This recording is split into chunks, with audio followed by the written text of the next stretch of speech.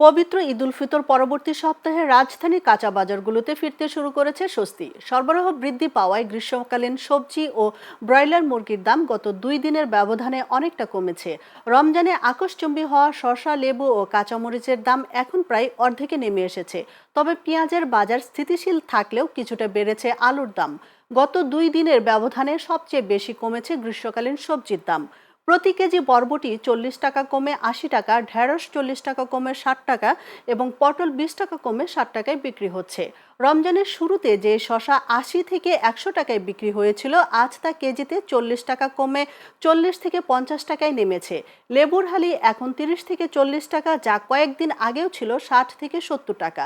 এছাড়া কাঁচামরিচ মান ভেদে 80 থেকে 100 টাকা কেজি দরে বিক্রি হচ্ছে। তবে শীতকালীন সবজির মধ্যে শিম ও টমেটোর দাম কিছুটা বেড়েছে। আমিষের বাজারে ব্রয়লার মুরগির দামে অনেকটাই কমেছে।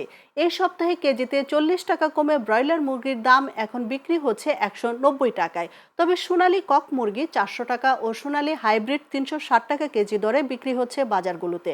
তবে দেশি মুরগির দাম এখনও চড়া, প্রতি কেজি বিক্রি হচ্ছে 700 টাকায়। এদিকে মাংসের বাজারে গরুর মাংস 800 টাকা ও খাসির মাংস 1200 টাকায় স্থিতিশীল রয়েছে।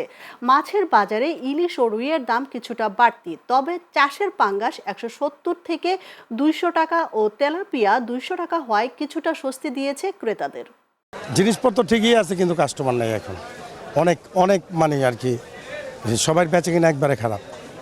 আমাদের বাজারে কাস্টমার এই কিছু হয় না। 280 টাকার মুরগি এখন 340 টাকা করে কিনছি, 340 টাকা করে কিনছি। গরুর মাংস, খাসির মাংস সব কিছুর দাম হাত ধরা ছোঁয়ার বাইরে।